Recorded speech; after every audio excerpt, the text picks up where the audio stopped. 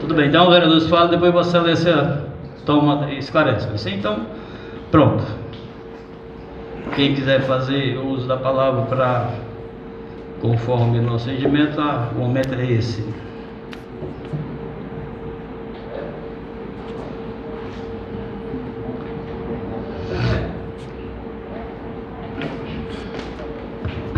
Presidente, boa tarde a todos.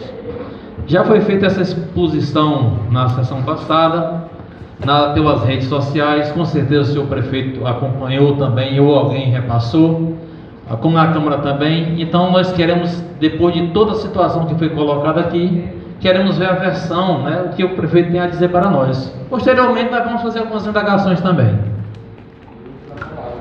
Vereador Gaudêncio. Boa tarde, presidente, colegas vereadores, por presente. De antemão, já quero até parabenizar o prefeito Edinaldo Filho pela coragem de vir para cá, para essa casa. Eu que já estou no meu terceiro mandato e fiz base com meus colegas vereadores aqui, a gente insistiu muitas vezes com o secretário de Educação vir nessa casa, dar uma satisfação. Nunca tivemos privilégio de vir aqui. E hoje o prefeito vem aqui discutir e conversar com a bancada de vereadores, com os funcionários que trabalham aqui, que prestam serviço. E eu acho, vereador Cleuto, que é interessante a Vossa Excelência ir para o discurso de vocês, fazer indagações. Ele vai notar como é que ele vai responder uma coisa que ele não sabe. Qual é? Sabe não, ele não tem nenhuma obrigação, vereador Cleuto, de estar ouvindo rede social e não. Nós estamos aqui numa casa para debate, homem. Não vamos tentar politiquear isso aqui não, vamos para um debate aberto, homem. Senhor presidente, eu acho. As indagações ele não fez de tudo na cabeça. Ele viu, vou dizer aqui por muitas vezes, o que é que a gente está tendo cuidado. E fazemos as nossas indagações aqui. E na seguida fica o Edinaldo Filho com a fala. E aí nós vamos ter direito à técnica? É isso que a gente quer saber, não é? Porque aí, aí fica a fala com o Edinaldo Filho, aí pronto, ele resolve o sistema e nós vamos ficar mudos.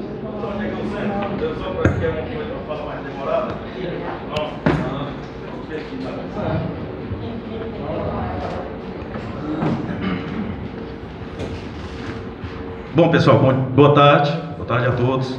Cumprimentar cada um dos vereadores aqui presentes, em nome do nosso presidente, Dr. Salles, cada um dos servidores e população em geral que comparece. Para eu contextualizar, os dois projetos da saúde foram aprovados antes de ontem, né? Nós ficamos com dois projetos encaminhados pelo Executivo para essa casa que fosse apreciado. Às vezes o Cleuton falou, o Noel falou, acho que eles têm medo um pouco do que a gente possa estar dizendo, mas eu não tenho não. Bom, não, calma, deixa eu, se vocês quiserem falar, vocês falam, se vocês não quiserem falar, vocês deixam eu falar. O que acontece? Para dar uma contextualizada e no decorrer dessa sessão, caso ela se prolongue, eu posso estar esmiuçando um pouco mais. Eu vou utilizar um dado geral para justificar a base de cálculo que eu fiz, porque esse aumento que só vai chegar aos 33% de forma paulatina. No ano de 2021, nós tivemos uma receita, isso de Fundeb, eu vou dar um número aproximado, se eu não estiver equivocado, deu 12 milhões e 600 mil. Isso foi a receita real no ano de 2021. A receita estimada para o ano de 2022 são 14 milhões e 100 mil reais. Isso dá uma diferença de 1,5 milhão. Isso 22 em comparação com 21. Esse é o primeiro ponto. Isso aí, depois eu posso, se quiser números detalhados, eu posso dar uma pesquisada aqui e localizar. Então nós vamos ter uma receita para o ano em que nós estamos superior em 1,5 milhão. O aumento do professor, do jeito que é pleiteado, e essa parte legal que se fala, eu posso debater depois. O aumento do professor, do jeito que é pleiteado, com 33,24%, a partir do janeiro de 2022, ele dá uma despesa anual no montante de R$ 2.758.000. A primeira pergunta que fica, para que vocês entendam, quem vai custear esses R$ 1.258.000 a mais? Ah, mas o Fundeb vem dinheiro. Como a gente vê, não só em Miraíma, até por falta de conhecimento, ninguém é obrigado a entender como é que funciona o Fundeb. Ah, o Fundeb vem dinheiro. Mas no ano de 2021, e aí vocês têm números, argumentos, nós gastamos daqueles 12.600.000, 70,56%. E aí eu já ouvi pessoas de oposição falar: prove, só falou a história do rateio. Eu não preciso provar nada. O vereador que queira buscar, ele vai lá no portal da transparência e vai ver que no balanço do Fundeb, 70,56% foi gasto com o professor. Doutor, pode tirar um pouco a máscara aqui? Pode? Bom, pessoal, porque a máscara realmente sufoca um pouco. Então, a gente teve dos 12.600.000, a gente teve 70,56% gasto com o professor. Cerca de 24, arredondando, eu não lembro com precisão os centavos, né? Centavos não, né? As casas decimais. Então, 24 é alguma coisa, se a gente arredondar 25, isso foi gasto com os 30%, que antigamente eram os 40%, que são auxiliares, vigias, os demais servidores que compõem a educação. Então a gente teve quase todo o Fundeb sendo utilizado para pagamento de servidor. 95% dele, dos 12.600.000, a gente pagou servidor. Aí vem manutenção das escolas, energia, manutenção é o geral, desde a pintura, ao retelhamento, a energia, ao transporte escolar. Bom, enfim, só sobra 5% para tudo. São 11 polos que nós temos no município. Polos, não são escolas, porque temos mais, porque temos algumas localidades que tem a unidade 7, polo, né? E ainda tem os anexos. Então tudo isso tem que ser sustentado com 5%. Aí você pega porque existe um anseio geral de um aumento de 2.700.000, quando a gente só vai ter uma receita superior. E ressalte-se, isso é uma previsão. Nós não sabemos o que pode acontecer amanhã. As receitas de Fundeb, para quem entende, elas vêm ICMS, 20% dele vai para o bolo Fundeb, FPM e FPE. FPM e FPE são compostos por imposto de renda e o IPI, que foi esse que o governo federal reduziu agora em 25% a alíquota. São as 3 fontes de receita do Fundeb, mais a complementação da União para alguns estados, que corresponde, se eu não estiver equivocado, de 11% a 12%. Essa é a receita do Fundeb. Se nós tivermos uma crise, e o que não é difícil, essa estimativa de 14.100.000, ela muito provavelmente não se concretize, porque o dinheiro ele não brota do chão, ele vem fonte dessas receitas que eu falei. Então, se o FPN, o FPE e o ICMS reduzirem, como de fato dia 20 agora, para que vocês tenham noção, a maioria não tem a curiosidade, também não tem a obrigação de saber. A receita do dia 20 agora de março, ela vem inferior em 15% à receita do dia 20 de março do ano anterior, 2021. Por quê? Porque nós estamos atravessando um período de incertezas, não só no Brasil, no mundo todo. Então é natural que as pessoas deem uma recuada e a economia também dê uma recuada. Mas mesmo que essa receita se concretizasse, os 14.100.000, ainda assim faltariam 1.250.000 para que fosse dado esse aumento para o professor. Qual fonte de receita vai custear esses 1.200.000? Ah, mas a prefeitura tem. Ok, sem analogias aqui, para que as pessoas não entendam mal, nós temos o Fundeb para custeio da educação, para valorização do profissional, e temos outras receitas que servem para a agricultura, para a saúde. A saúde vem dinheiro. O recurso da saúde não mantém nem 20% do que a gente precisa na Miraíma. Tem a saúde, tem, como falei, a agricultura, tem a estrada, é o transporte, é tudo. Se não tiver, a administração não funciona, a cidade não funciona. Então, esse é o primeiro ponto, é o motivo principal. E com um detalhe, se vai aumentar 1.500.000 e dentro da contagem que eu fiz para conceder esse aumento do jeito que foi proposto, ele já um pouco ultrapassa esses 1.500.000, mesmo assim, a prefeitura, o município está dando todo o aumento possível, né, previsto de Fundeb para o professor. As demais categorias nem se cogita a possibilidade. Então já está se dando tudo que vai ter de aumento para o professor. Então esse é o motivo real da proposta ter sido dessa forma. Ah, mas cidade tal, a vizinha daqui deu a partir de janeiro. Não se tem como comparar a minha casa com a do vizinho. O meu vizinho às vezes tem condições de comprar um carro muito bom e eu não. Por quê? Porque talvez ele tenha se organizado lá atrás. O que eu vou falar aqui não é demérito nenhum para a gente. A Miraíma vem desorganizada há muito tempo.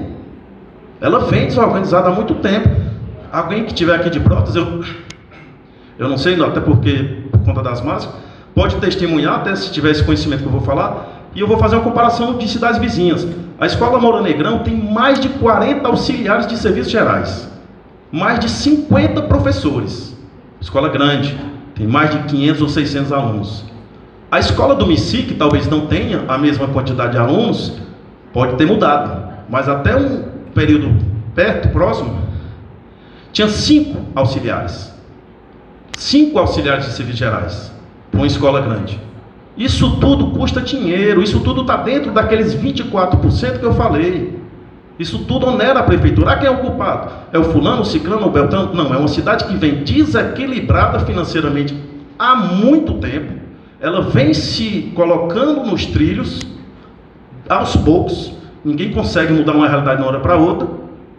E é a situação que nós nos encontramos para que não haja comparações. Ah, mas você não valoriza o professor, você não valoriza o servidor. Por que você não concede o aumento de tanto? Para quê? Para que a gente chegue no meio do ano e não consiga pagar? Para quem estiver aqui, eu acredito, não tenho certeza, até porque sou um pouco, não novo, né, mas um pouquinho em relação à cidade. Pelo menos do período que eu memorizo, eu acredito que tenha sido a primeira vez em que o município de Miraíma pagou metade do 13º já no primeiro semestre. Quando foi no mês de novembro, na referência de outubro, nós tivemos quase todos os profissionais com a segunda parcela do 13º paga.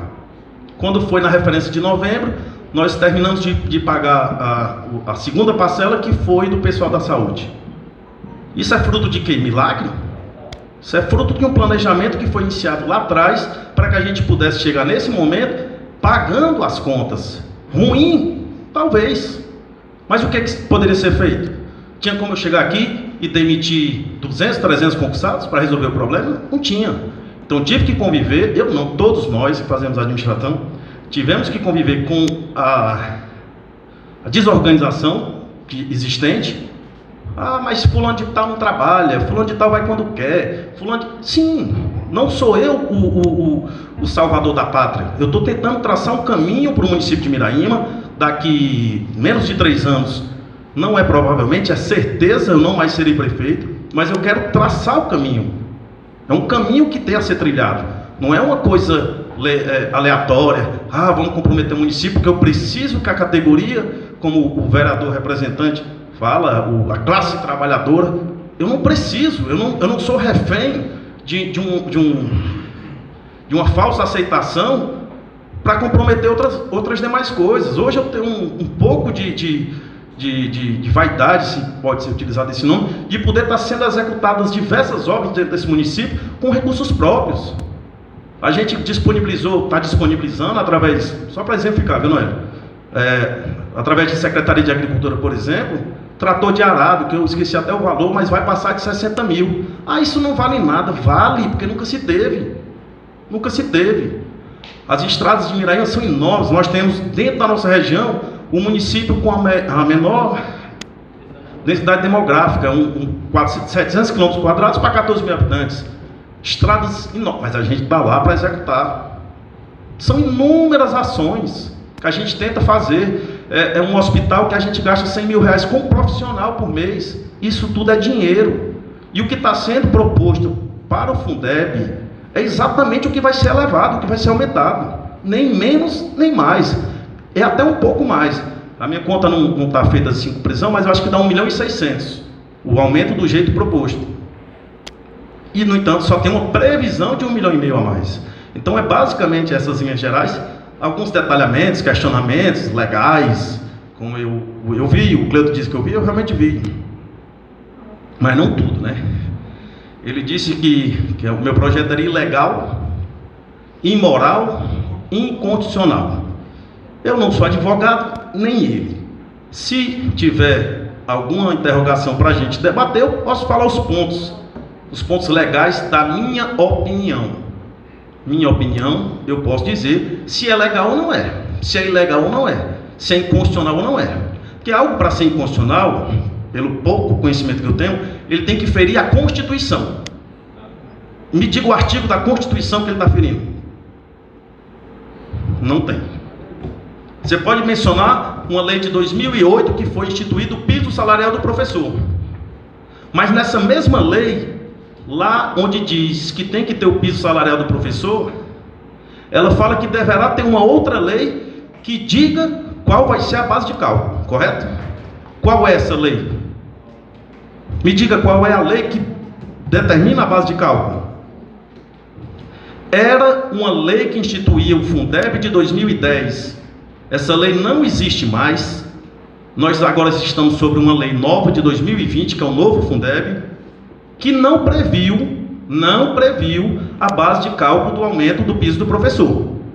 Ah, mas o Ministério da Educação, o MEC, botou uma portaria dizendo que a base de cálculo deveria ser a mesma da anterior. Não foi assim?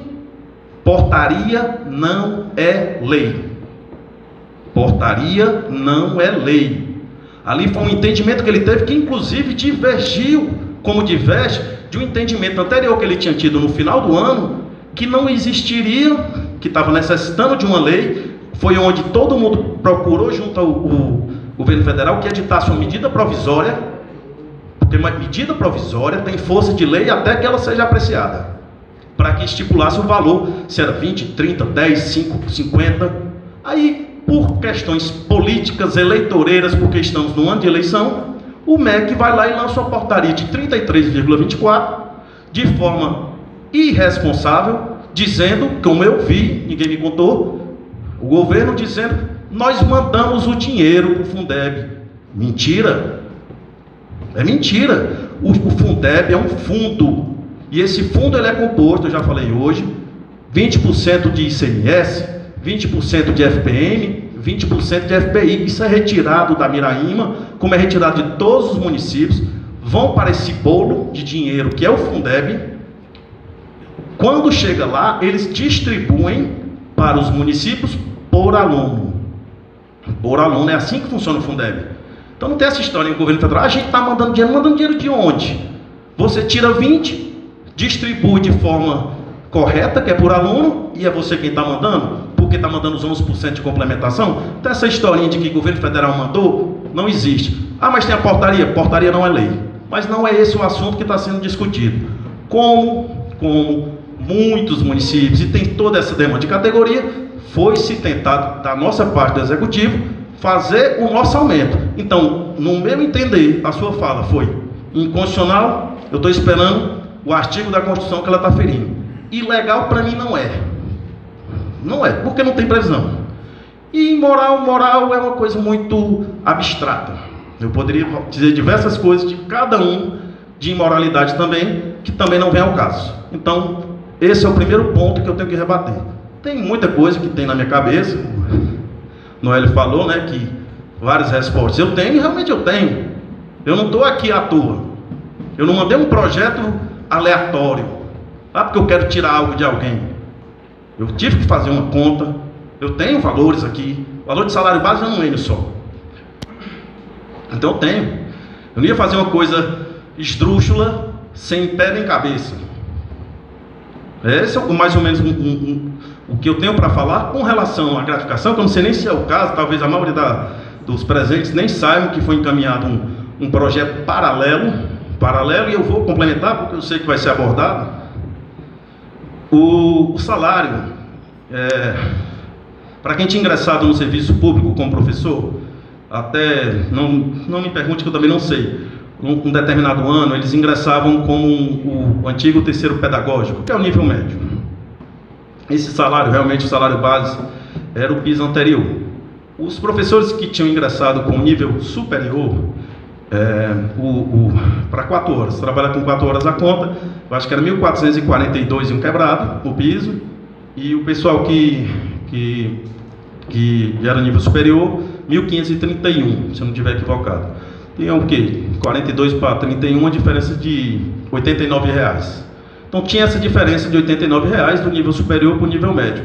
Quando veio esse projeto, eu coloquei todo mundo no nível mínimo. Aí eu escutei, vereador, isso é uma desvalorização a quem estuda, quem se forma. De que adianta, com todo respeito a qualquer um que esteja aqui presente, de que adianta você ter doutorado se você não dá um dia de serviço para Miraíma? O que foi feito para compensar?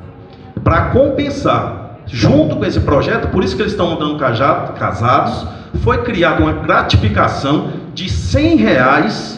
Eu esqueci até o nome, desculpa aqui, doutor, deixa eu procurar. É gratificação de regência, não sei de quê. Gratificação de efetiva regência de classe. De R$100 para quem trabalhar as 4 horas, né, que são conhecidas, e 200 para quem trabalhar 200 horas. Ou seja, raciocinem, um professor que tinha 4 horas de nível médio, com mais 4 horas de nível superior, ele ganhava somente R$ 89 a mais. Ele vai perder os 89 e vai ganhar 200, com uma condição: estar na sala de aula. Então é por isso que foi feito isso. O vereador, ele defendeu, aqui nada pessoal, eles, cadê o mandato classista? Você não está, olha, está com 2 décadas que você não está um dia de aula. Aí você quer ser beneficiado com isso? Pode ser, numa outra gestão, uma gestão passada, mas se eu encontrar uma brecha, não é nada pessoal contra você não. Tem outros demais dessa forma. Então, se eu pudesse, eu lhe pagava menos que o salário mínimo. Você não dá retorno. Está com 2 décadas, Cleiton, que você vai da tesouraria para a presidência, eu não sei nem se você já deu um dia de aula. Não sei, mas aí você quer que eu ensine um mandato classista? Quer que eu ensine o fulano de tal? Não. É a minha forma de pensar. Estou correto? Não sei. Vim aqui para poder explicar cada ponto do que eu penso. Estou aqui aberto. Por mim, não quiser falar na frente, talvez com algum receio, pode falar. Eu vim aqui para ouvir. Se alguém da plateia, nem sei se pode, né, doutor? Mas se alguém da plateia tiver algo para indagar, para perguntar, para afirmar, para criticar, eu estou aqui para isso. Eu não me escondo. Senhor prefeito, a palavra, o presidente vai facultar ela, nós vamos usar ela aqui. Não vai achar que nós vamos ter medo. Eu estou dizendo que ficaram com medo de falar na frente. Porque é muito mais fácil, para quem vai falar, é muito mais fácil você saber. Eu não trouxe nenhum, como é que chama? Nada. Eu vim aqui com essa cabeça que eu tenho e com argumentos. Se são suficientes, não sei. É a minha forma de raciocinar. Motivo, isso. Alguma dúvida? Vou complementar. Com toda e qualquer dúvida que eu souber, eu respondo. Eu não sei se faltou algum ponto, eu não me lembro, mas é mais ou menos, em linhas gerais, essa é a minha forma de raciocinar.